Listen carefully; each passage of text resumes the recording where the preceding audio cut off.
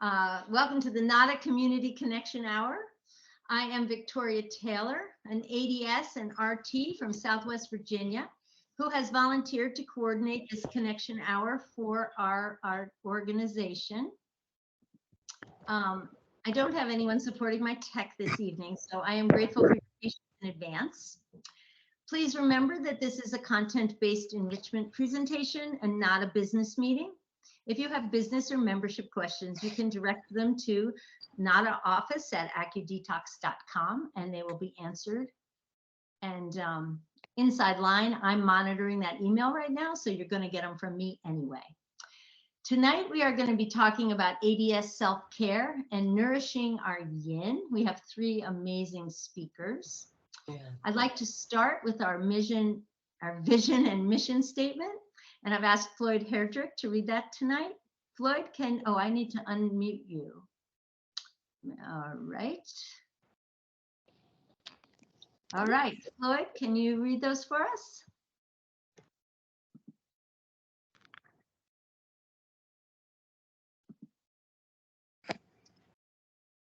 Floyd, you have to unmute yourself.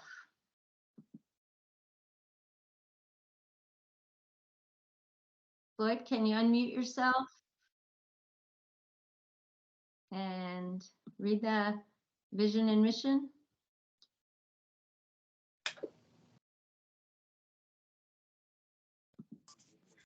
All right, it's not working. Matt, can you read us the mission and vision? I sure can. Hey everybody, I'm Matt. Like she said, I've been training. I'm in Central Virginia near Charlottesville. The mission, the National Acupuncture Detoxification Association trains people in the NADA protocol, an ear acupressure or acupuncture protocol for trauma, substance misuse, abuse, mental health, and behavioral health. Together, we promote and advocate for access to holistic health as a right of all communities. Our vision, we envision a world where healthcare is people-centered, holistic, and accessible to the most vulnerable and undeserved in our communities. Thank you, Matt. Yes, all right, and Anna, can you read the principles, please? Let me put them up for you. Sure. The spirit of NADA. All beings have a right to self-determination, the capacity to transform and be part of transforming society. NADA changes the dominant paradigm. Simplicity. The NADA protocol is easy to learn and to teach. Trust. We trust that people are capable of learning and that everyone has the capacity to heal themselves. Person-centered. NADA is a nonverbal protocol that meets people where they are. Sharing the protocol bridges cultural divides. Accessible and barrier-free. Historically and in the present day, there are many barriers to healthcare. Racism, casteism, and all isms are healthcare matters. We work to make the NADA protocol barrier-free and available to all. We believe everyone should have access to receive and learn the NADA protocol. Compassion. We bring an intention of healing to everyone with whom we share the NADA protocol. Community. Healing and recovery happens in community, and the NADA protocol is easily incorporated in diverse settings. We come together across disciplines to promote an integrated approach to healthcare.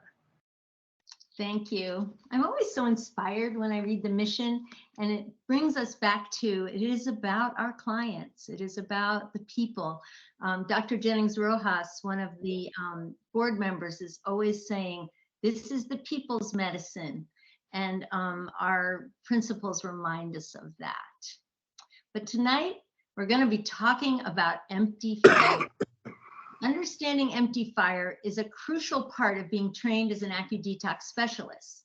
I like to use this slide of this pot on fire to illustrate the running on empty concept. We are taught that yin and yang must be balanced, that yin nourishes yang and yang nourishes yin, and this is endless cycle promoting good organ function, healthful thoughts, and a calm spirit. Of course, circumstances, choices, external pathogens, climatic evils, they all work to upset the balance, depleting our yin energy. It's easy to observe signs of empty fire in our clients who are trauma survivors or experiencing addiction or other mental health challenges. It is perhaps less facile to observe them in ourselves. Our own health and recovery depend on us continuing to nourish our yin. So everybody's familiar with some of these signs of yin deficiency. So I have invited several very skilled individuals here tonight to share some of their experiences and methods for living in the present, nourishing our bodies, and relaxing that cortisol limbic response that leads to empty fire or as a result of empty fire. So first I'd like to introduce my friend Yao, so y'all can see Yao. And Yao-Obiora is a longtime mental health professional, meditator, social activist, and acu-detox practitioner in New York City. He's one of the old schools, and we're really, really honored to have him with us this evening. Anything you want to say, Yao? All right. Thank you, Victoria, for those kind words, and the check is in the mail. I just want to say thank you so much, Nada family. Many of you I've spoken with, been with at conferences, and just I'm just honored and really glad to be able to be part of this platform tonight. I think this community forum is what Nada is all about too. So thank you. Well, thank you, Yao. I'd like to introduce now you to Tara Moreno. And Tara Moreno is the director of Serenity House, a peer recovery center in Flint, Michigan. And she holds a master's degree in composition and rhetoric from the University of Michigan and a bachelor's in telecommunications from Michigan State University. Tara has worked even as a news reporter before becoming the founder and executive director of Serenity House in 2015. Tara's inspiration comes from her own recovery journey. She trained in recovery coaching through the Genesis Health Systems in 2016 and is a member of their Prevention Coalition. She sits on her county's Family Against Narcotics Advisory Board. She's also a certified Reiki master and developer of recovery Reiki. And of course, she's a certified ADS. Anything you'd like to add to that, Tara? No, I mean, yeah, thank you. I just want to say thank you for inviting me to be here, to be able to commune with all of you and to share this platform, to gain more insight and knowledge around our healing paths. Thank you, Tara. And finally, I have invited Hannah Levin, and Hannah is the creator of Heartfelt Arts. So in addition to being a potter, a musician, she's also an Ayurvedic health counselor and yoga instructor. And she leads individuals to alleviate unnecessary suffering in the world. She guides women to create diet, lifestyle, and mindset changes so they can have vibrant energy, lose weight, sleep well, get off medications, reverse autoimmune conditions, love themselves, live authentically, age gracefully, and fulfill their wildest dreams. That sounds pretty good. I've been in some of her classes, I have to admit. I do her yoga practice almost every morning, and I have really admire her commitment to simple ways to nourish one's health. But before I turn to my questions for my panelists, I'm wondering about y'all. You know how to raise your hand up in the corner of the screen? I want to know if on most days you in the audience feel like you have the energy to accomplish what you want to do in a day. Yeah, y'all have, some of you have energy and some of you don't. Yeah, Matt has energy. Yeah, Nicole, great, but not all of you. All right, how many of you have built-in times into your day to disconnect from your responsibility, into your connection with community, or have time in nature? Nicole has, Matt has, Debbie has. Well, good. Well, I hope after today you'll have some new ideas of how to do that for yourself. Because in order to thrive and to serve, to learn, to heal, we must continue to nourish ourselves. I hope. So I want to start with Yao.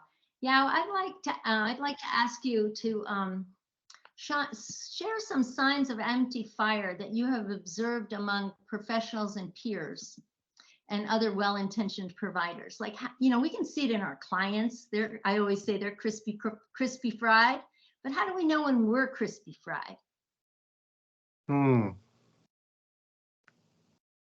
That's a wonderful question. I think what I want to share a bit about is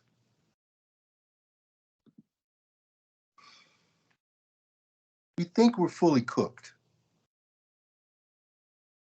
And we don't realize we're just marinating. And we don't need to open the stove all the time to see that it's ready. All of us, we got letters after our name up the wazoo. We take all of this time to get a certification, a degree, another degree, another degree. We go here and there and do this and become that.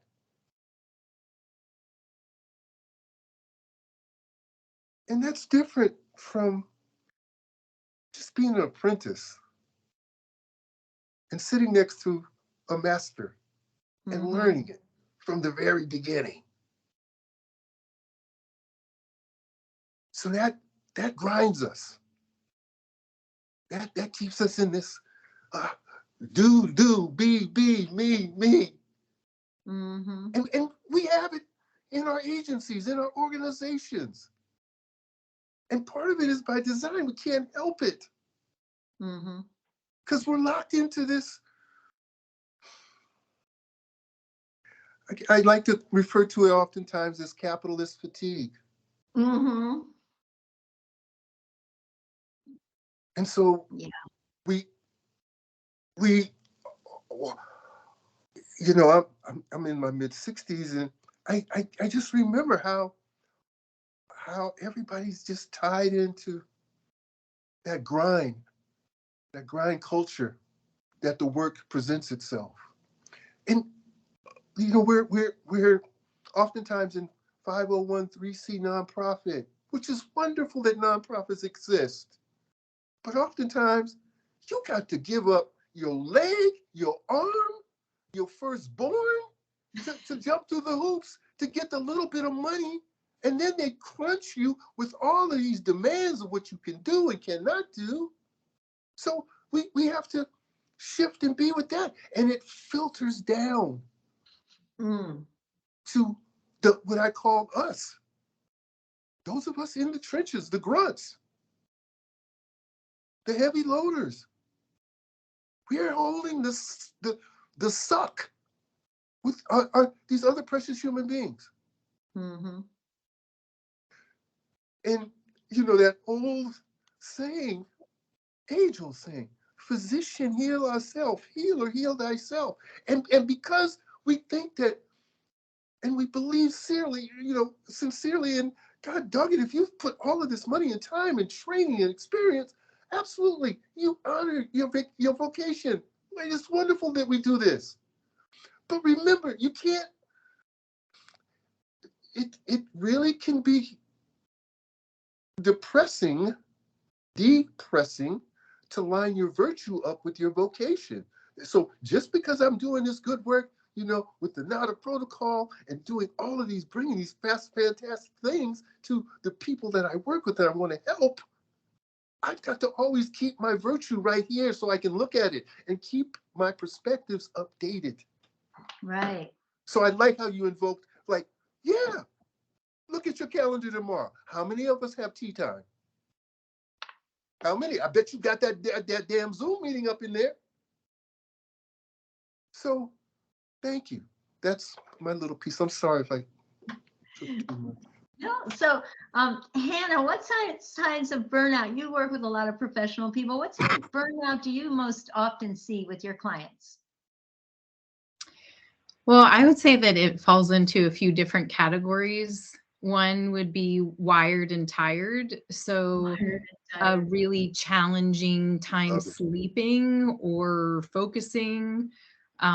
So basically the nervous system is out of balance. And so yeah, all the symptoms that we would see there, wired and tired. The second category that I would say I see is overfed and undernourished. So we have a really skewed relationship with food.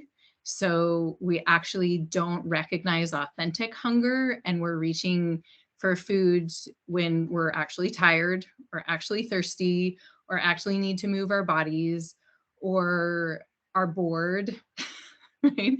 So we have this like overfed and undernourished. We're putting more into our systems than we need, but we're not actually nourished. Right. And then the third category that I see is basically the mindset or kind of unhelpful stuck story that taking care of ourselves is selfish.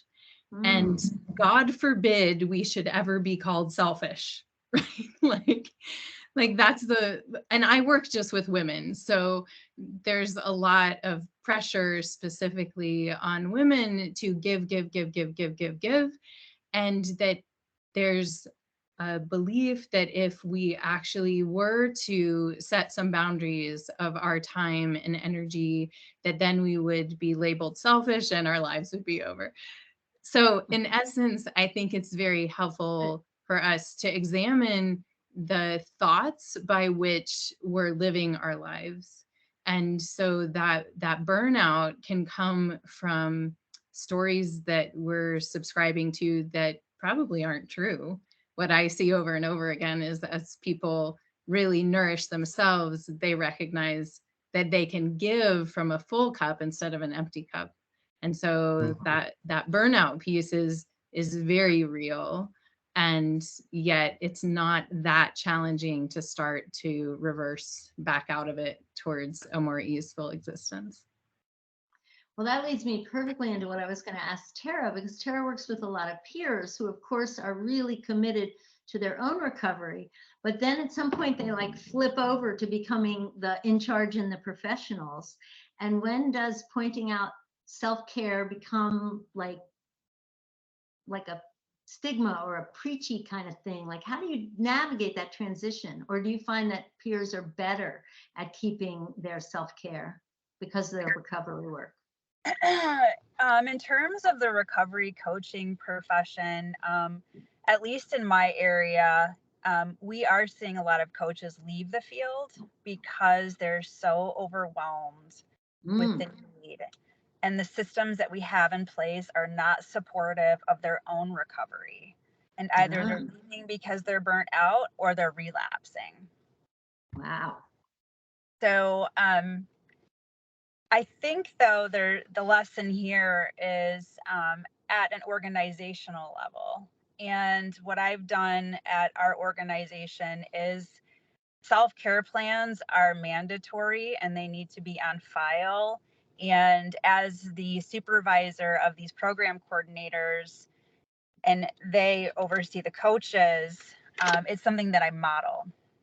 So I have a home and work-life balance, and I model that for them. I have one of my top core attributes as a leader is empathy. And it's something that I feel that a lot of leaders and people in power lack. And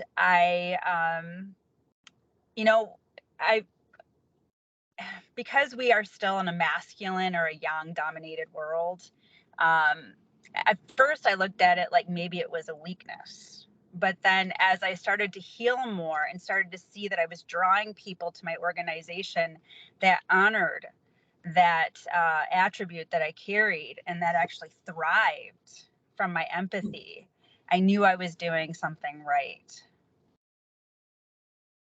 Yeah. So people in recovery are special human beings because they have a level of compassion that you don't really find in others. It's because when your life is on the line and your knees hit the floor and you've hit rock bottom and you've lost everything, there's a certain tenderness, there's a certain authenticity, there's a certain divinity that is born from that if we allow the individual and nurture their recovery. And sadly, again, the systems that we have in place, like Tunde was talking about, is we don't have those 501s, we don't have those structures in place. So I'm trying to model that for other organizations in my area. So you would say one of the best ways to introduce this is to model it. Oh, I mean, absolutely. I mean, especially if you're a leader and people watch you, right? And they really do. And, you know, I make sure I would never do anything that I wouldn't ask of my employees. I'm working right there with them in the trenches. I still have my hands in programming. I still do AccuDetox in the treatment centers. You know, I'm still with them on the ground, as well as doing, you know, the day-to-day business operations of the organization. I do that because it grounds me and it reminds me why I'm doing, I call the dark side of like grant writing or budgeting or like all these like, you know, these things that you know, that make the business run. So Yao, how do you introduce people to the concept of nourishing your yin and embracing mindfulness practices?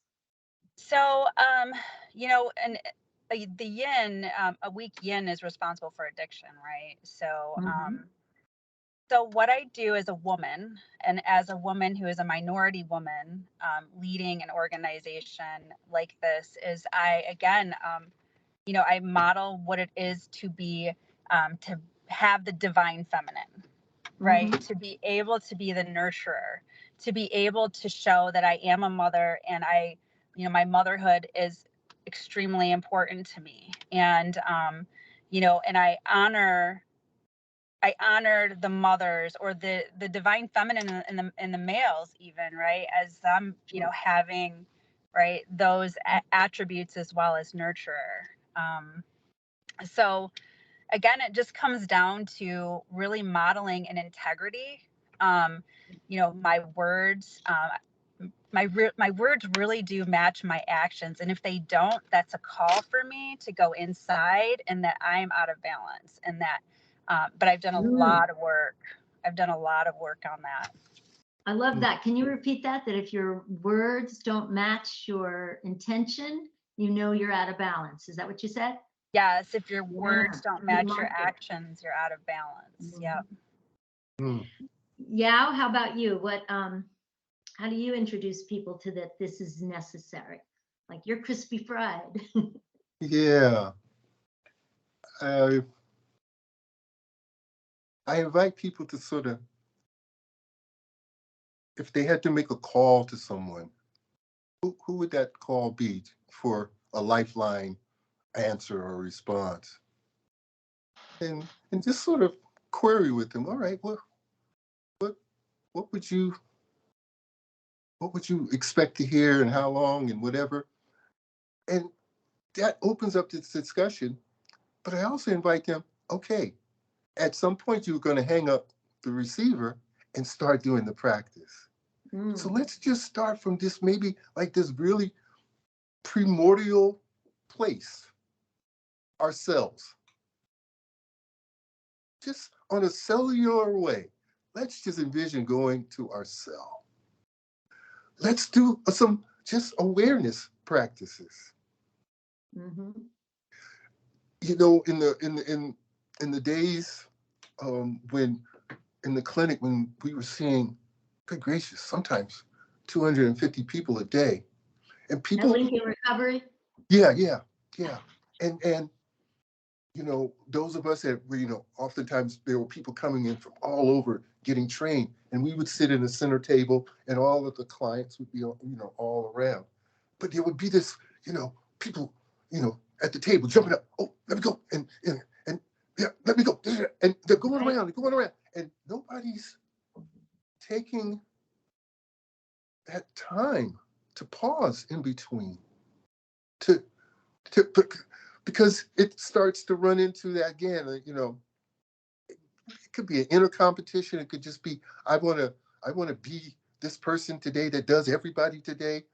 And just Right. inviting I want to be people the super healer. yeah, to rest and pause because you got to heal yourself again. You know, reminding people this is really about, you know, you all have heard this one too. You know, you're flying, they tell you first, put the mask on yourself. Put that mask on yourself, and then you can to provide that. I I also believe, look, you know, from 2000 to 2010, it was like the age of detox. Oh my God, detox was every ooh ooh ooh ooh ooh. And then from 2010 to 2020, the age of mindfulness, right? Everybody's talking mindfulness. I am really working with people around this 2020 to 2030 is the age of rest and pause and really inviting people. Let's do this. Because if you know what, if you really want to be radical, start resting. Start pausing. You'll freak people out. They don't know what to do. Yeah. And you can hold that and do all of this gobs of practices. Go get a Reiki treatment. You know, yeah, get your ear acupuncture. Walk. Just walk. I tell my clients, I live in Southwestern Virginia, and I tell them, you know what, for their lifestyle and their is the most, the highest level yin nourishment is to go fishing. I tell all my clients to go fishing because they're all old country boys. There you go. The women, I tell them to garden. But our dominant culture, as Yao keeps pointing out, you know, it's all has this bent towards heroic medicine, right? And people with that have disease are toxic, and they encourages purging and cleansing and abstinence and punishment. And even the name AcuDetox, we had a long board meeting this week about why do we use the word detox when we're really about nourishment, right? And that Ayurvedic, earth-based energy systems like our native indigenous systems and our Veda and Asian systems really talk about depletion and encourage nourishment, right? Nourishing the yin. And I know Hannah talks a lot about that undernourished, she said overfed and undernourished. And she works with food choices and seasonal eating. So I thought I'd like to ask her to talk a little bit about how she introduces that to her clients and points out that seasonal eating can nourish your well-being. Yeah, so in Ayurveda, so Ayurveda and Chinese medicine are pretty similar in some ways, but also different in some ways, but we're all elemental systems. And from the Ayurvedic perspective, there's basically 3 seasons of the year, and each of them have different energies, different elements that govern them. And then we want to eat in alignment with what's in season. So one of the best ways to do that is just start going to a farmer's market where you live and seeing what's growing, or grow your own food if you can. And little by little, start to incorporate more plants. I'm a big fan of Michael Pollan's saying, eat food, not too much, mostly plants, right? So like food being, if it's not something that like your great grandmother would have recognized, don't eat it. And don't eat too much. And in Ayurveda, we talk like your hands are called an Anjali. So we say 2 Anjali, like all of us, our hands are proportionate to our bodies. So if we take our hands and make a bowl, like that's a good amount of food for a meal for our bodies. And the seasonal alignment really is set up to, like in the winter, we have more grains and hearty root vegetables. And so these are more like warming foods and deeply nourishing. They're more dense. And then like we're coming into springtime now, and we're having more spicy things that come into the environment, and they're like bitterness and pungency, dandelion, burdock, in the Chickweed. I love chickweed pesto this time of year, and lightening things up so that we clear the stagnation in the liver. And along those lines, I do lead 2 detoxes in the spring and the fall in the work that I do. And I tried calling them resets at one point. And to this point that we're like so driven and heroics and like we want to like be like, I conquered the thing, right? So I tried calling their 3-week mini programs that I do resets, and nobody signed up for them. But when I call them detoxes, people sign up 20 for them, people. and then they get, sorry, what was that, Victoria? I just said like 20 people, right? Right. Yeah, lots. So then when they get inside the detoxes, now they realize it's actually a curriculum of deep nourishment, not of deprivation and heroics. And so it's kind of my my little secret curriculum that I get in there. And then they're like, oh wow, I feel really good. Well, it's like a So- bait and switch, right? I mean, we did Right. that with AccuDetox and the 5-needle protocol, Yeah. right? The 5-needle, I mean, you've come and you know, the Right. rest of us are practitioners, and it's really all about nourishment. It's not about nothing comes out of your body. Right.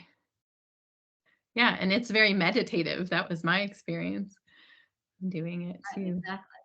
Yeah. So seasonality is really like our gut microbiome changes with the seasons too. And so we are designed to digest certain foods that are in season. And then when they're not in season, it doesn't benefit us so much to eat them. So I encourage people to think like 80% seasonal. We're living our lives where we have access to food from all over the world in any season. Don't get too hung up on it. But if we can really look at what's in season where we are and really simplify, like strawberries are yummy, but you don't need to eat them in November, right? Like save that for May, June, and then you'll really enjoy the fresh, ripe strawberries that are locally grown, right? And so that idea of cycles is really key, I think, for all of us. And along the lines of what you were saying before too, in the conversation of rest being, our big shift that we can make right now in this decade, is that we have to recognize that everything is in cycles. And so if we're active, we also need to rest. And we haven't done that for decades. So I love this, that here's our call to rest, right? Yeah, thank you, Hannah. I eat very locally, but then I think, could I have gone, what would it have been like to go through my life without ever eating mangoes or vanilla, right? So it's nice that I like your 80%, right? Tara, you have lots of different yin nourishing activities at Serenity House in addition to AccuDetox. Can you share with us some of the other things you offer your clients and maybe some of the results or responses? Yeah, so we have offered in the past, and so Recovery Reiki is something that I developed to help to balance the energy. And it's something that we've been able to track data on as well in terms of impact that we have. And it's using energy medicine with a combination of gut health. We talk about different types of meditation, using mantra with meditation, or transcendental, and then using an analysis meditation. And it's really centered around healing the pain body, or the shadow, which is a Jungian theory. And the shadow work is basically accessing the aspects of self that we banished to the underworld as bad, or as wrong, or as evil. So when we do this particular group and we essentially transmute these energies, our bodies begin to self-correct, right? Because our bodies are intelligent and they're always trying to self-correct. They're not faulty. And with the toxins that we have in our environment, in our food, our air, our water, we are basically on toxin overload. And so, and really changing the mindset around what's happening specifically with the pandemic, looking at it from an Eastern medicine perspective, with the lungs actually carrying grief, right? Mm-hmm. And having this, disorder manifesting as a lung disorder, right? And as we look at these different aspects through this modality of recovery Reiki, we're able to really settle into the body and to be able to, and it's a very spiritual practice as well, but to become fully human and fully divine. Mm-hmm. And that shadow aspect is something that we've all have been running from, right? And we can, chalk that up to, religion, certain religions, right? That we have these demons or these this thing that we've co-created as a society that's actually a collective response to the shadow, right? Mm-hmm. Because if we look at the world, the way I look at the world, it's either love or it's a severe lack of love. And that's how we co-create these certain aspects in our society. But, with the recovery Reiki, the interesting piece about this particular program that we offer is that there's a deep level of awareness that happens. So we see sometimes our numbers going down in terms of the stress and the anxiety, but at times we see the numbers actually go up. And that is because whatever has been banished to our subconscious it's beginning to be brought up through that practice to heal it, because we cannot heal what we are not aware of. Right. So that's one program that we offer at Serenity House. And it's been one of our longtime programs. I will say that with this particular program, that it takes a level of mastery to be able to really delve into the material. And right now I'm looking at what level is somebody ready to be able to start to do shadow work. Tara, that's a really good question. And that's actually one of the questions I was going to ask Yao, is in Points to Change.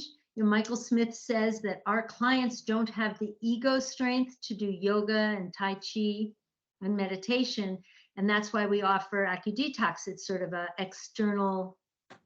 But how do we know if we have the ego strength? How do we know when we have the ego strength to meditate? Or, I know you just try, but that's something I wanted to ask you guys. How do you know when your clients or yourself or your friends are ready? Did they just find it, or is there, it's kind of what Tara was asking.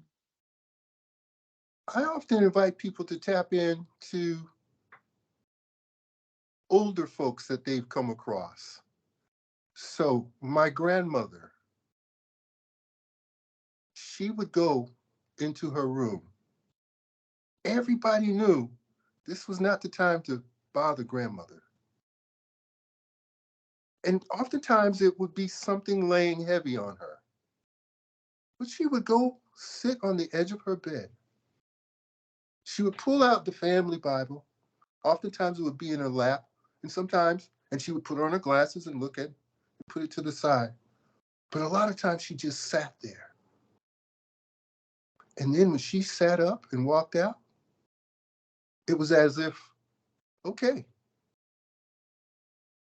I got this. There is a solution. I invite people to think about ways and then just say, well, that's tapping into meditation. You shared something that you did. You invoked fishing. I've asked people, have you ever gone fishing with an older relative? or done an activity with an older relative. And all of that invokes a sense of, oh, that's mindfulness. Oh, I can do meditation. I can do yoga. But think about it, the spaces for yoga and meditation have been limiting to a lot of the folks that we work with. Right. They've been classist And already, and because it's pop culturized now, which is good. I'm glad the word is out about this. But oftentimes there was no one to really kind of relate to the circumstances and situations. So, and there's certain types of meditation. A loving kindness meditation, easy to access. Mm-hmm. Now, if you're going to do some insight of Vipassana, you got to build up to that.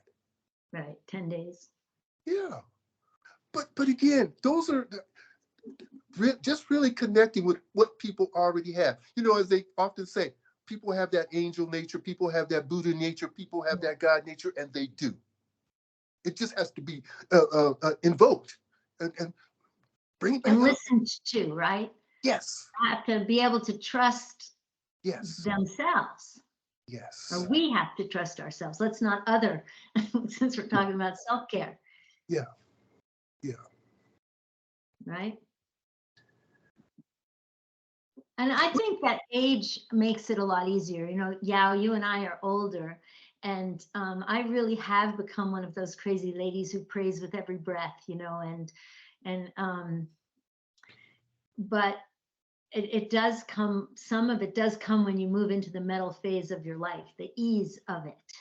Yeah, that's true. But think about the youthful exuberance, right? That we all have.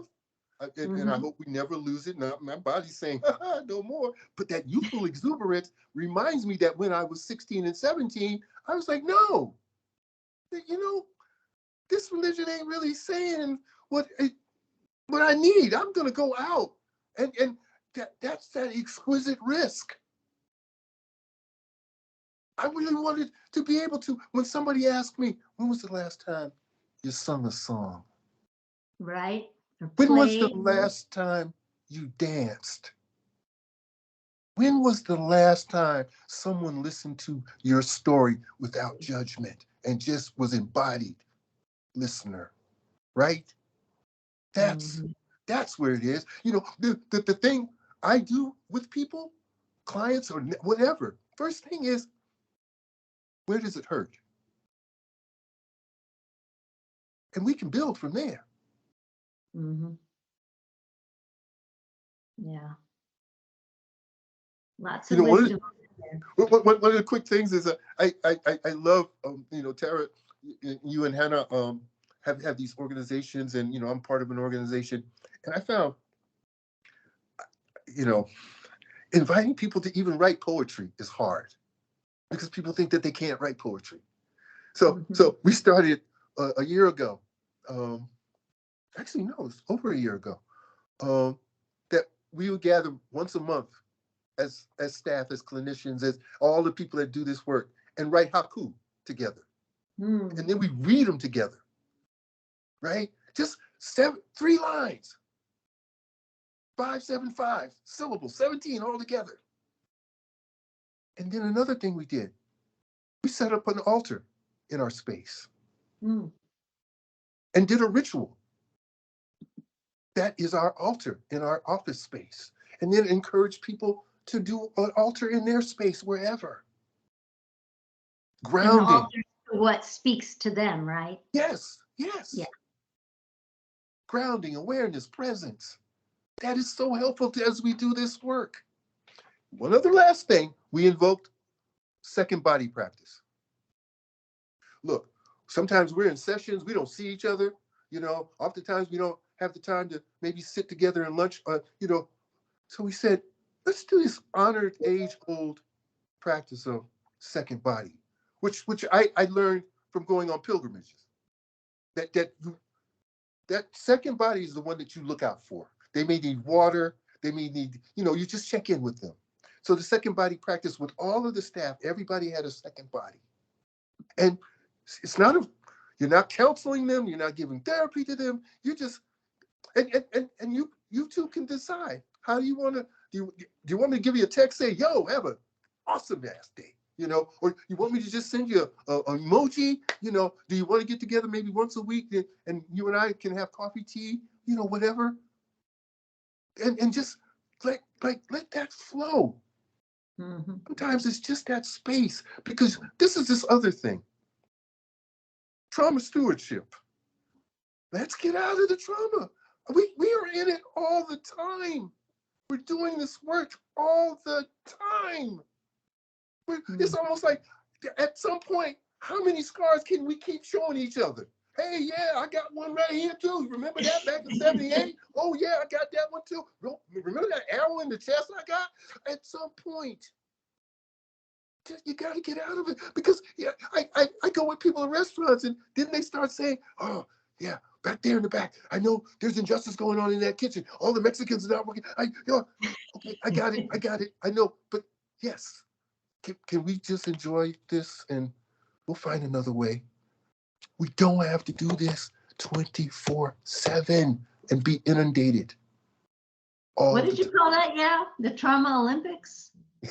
Yeah, that's a good one. I like that. The Trauma Olympics. But I said trauma stewardship. But yeah, Stewardship. Yeah, carrying it around. Yeah. Mhm. proper trauma stewardship means that you know your limit, that there's other things that are just as important. Yeah. Wow. Thank you. Thank you. So Hannah, how do you start? How do you encourage people to nourish themselves? And I know you teach some pranayama and movement practices. How does that work in to your work? Yes, well, the work that I do is a little different, I think, than what you all are doing here in some ways. I work in depth with women over the course of a year, so they sign up for this in-depth journey with me, body, mind, and spirit. The basis for that is 10 daily habits of Ayurveda. So I do think that, just like we have the elements, like we have the seasons, it's important for us to understand that we're rhythmic beings. And so when I start working with people, it's really identifying where is first their ease of rhythm. So what's going well for them in terms of like, when are they going to sleep or eating meals regularly or moving their bodies? And then where are some places where they can take tiny little steps? So I'm going to interrupt you for a second, Hannah. Yes. So everyone listening, she's talking to you. Yes. Everyone in this room, this is why you're here tonight. Okay, keep Let the going. congregation say amen.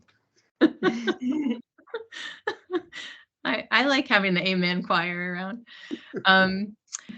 Yeah, so these I really believe in what can be called Kaizen, which is tiny incremental change over time that leads to big shifts in our lives. But when we try to take too big of a step or make too big of a shift, we can get into all the psychological like underpinnings here too.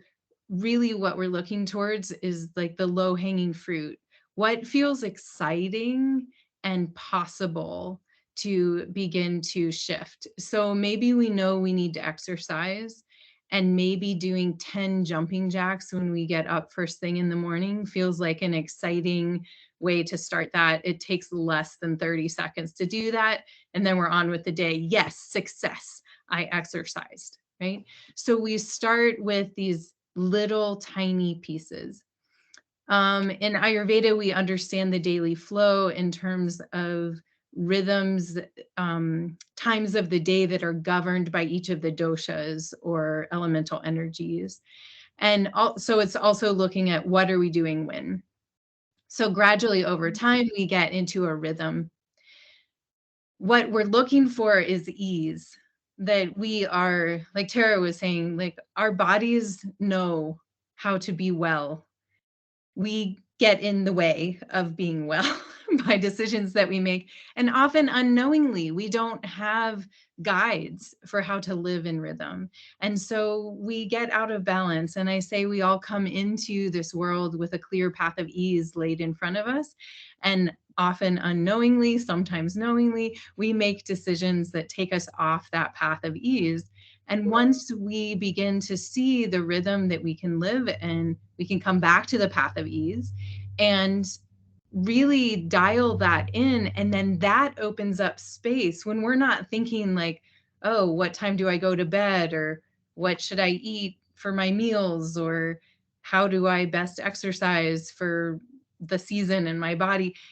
These pieces that we actually spend a lot of time and energy focusing on fall into place, and then the space and time opens up for creativity, for connectivity, for inspiration that really is the stuff that makes life awesome, right? So when we look at how do we begin to make those changes, for me, it's really getting to know each individual and what lights them up. What is their why? You know, is it that they want to be able to jump on the trampoline with their granddaughter? Is it that they want to be able to, you know, travel somewhere, or that they simply want to wake up in the morning feeling excited for the day ahead instead of dreading it, right? So what is their why? And then we go from there. So rhythm, I think rhythm is really the key that I come back to, that big picture over and over and over again. Well, and another thing I hear you saying is meeting your client where they are, which is something we talk a lot about in social services and in healthcare delivery, is, you know, that there's not a one size fits all. Everyone needs to take 1,000 milligrams of vitamin C, and that'll cure all their problems. You know, what is it that they want to accomplish? I love that personalized approach. So we're getting toward the top of the hour, and I know that everyone here, even though they came for information, also has things that they do to self-regulate and to nourish their yin. And it would be great if we would hear from you. What are some of the things that you use? So like for me, I walk in the woods every day, or almost every day. That's something that works for me. So I have enabled your mics, but I think it'd probably work better for chats. And while they're writing that, Hannah, someone asked in Ayurveda, you mentioned the seasons, but you only mentioned 2, and they wanted to know what the other ones were. Oh, so there's 3 seasons. There's Vata, Pitta, and Kapha season. Vata is fall and early winter. Pitta is summer, and Kapha is late winter and spring. And those elements, Vata is space and air, Pitta is fire and water, and Kapha is earth and water. So happy to answer any other questions about that too. Okay, so someone shared that they like to listen to frequency music. Someone else shared they do yin yoga, Pilates, and they socialize. All right, someone else, they listen to frequency music. Let's see, what else do we have? Somebody is typing.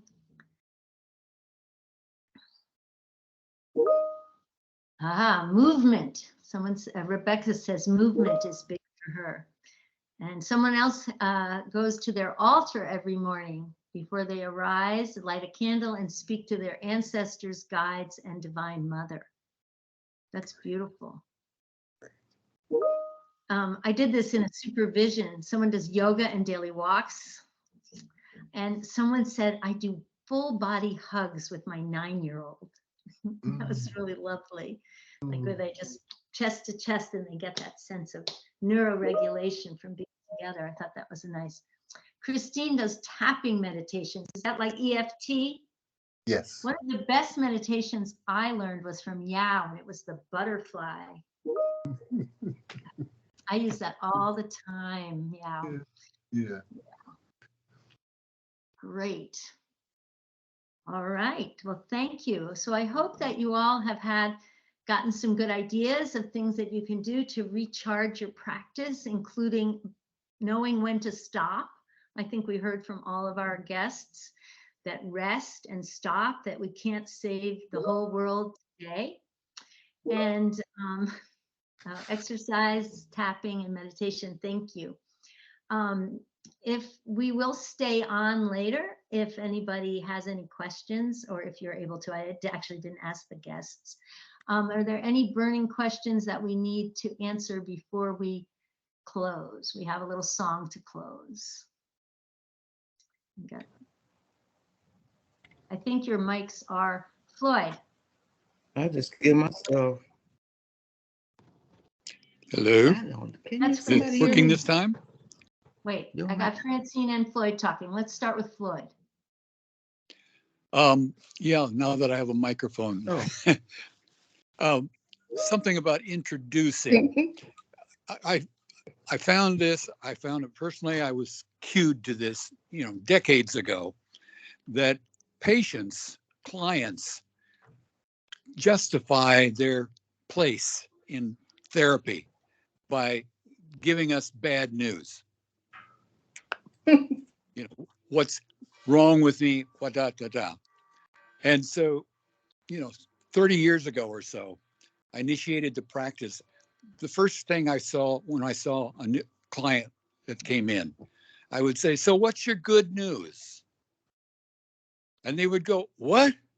And then after a little while, because I stick with it, "What's your good news?" First question. Don't tell me about your headache or all that. We'll talk about that later. What's your good news? I had patients coming in saying, "You know what?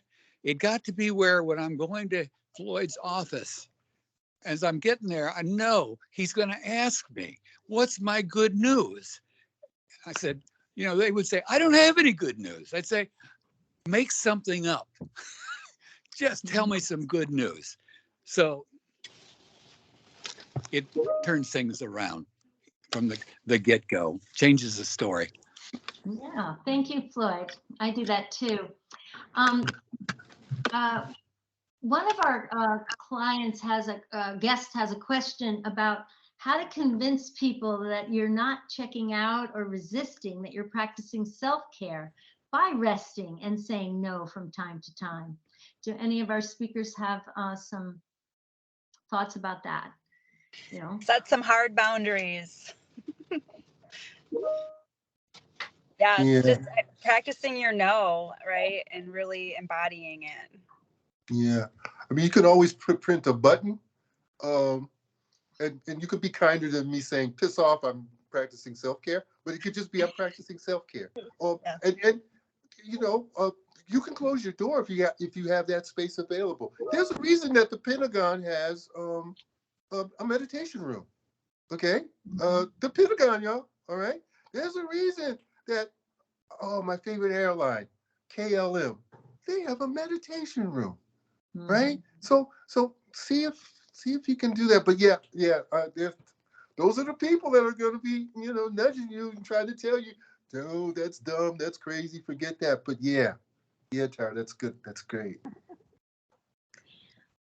All right, it is it is 9 o'clock. Oh, go ahead, Matt. Yeah. I know you're getting ready to close out, and I want you to play your song. Okay, so I asked Victoria to put on the resource with the PowerPoints and stuff like that. I'll play it. There's a Godzilla, and this is what I want you all to do. You play that, and as you're playing it, you're literally coming from your inner Godzilla. And what you're doing is very similar to clearing the stale winds as you enter into a meditation and deep prana breathing, right? And you could start sitting down. So should I play it, yeah? Oh, okay, I'll give a demonstration. So remember, Godzilla, all right? My generation, the old black and white Godzilla. But Godzilla, the reason Godzilla was angry. These scientists and anthropologists had taken their egg. I'm just chilling. I'm enjoying. I come back and my egg is gone. I'm mad. I'm angry. I want my egg back. You bring that inner Godzilla out.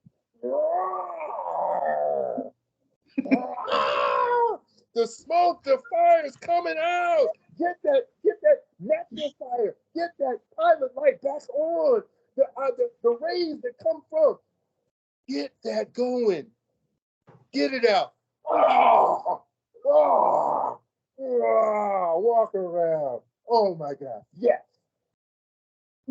And then you could just place yourself back down.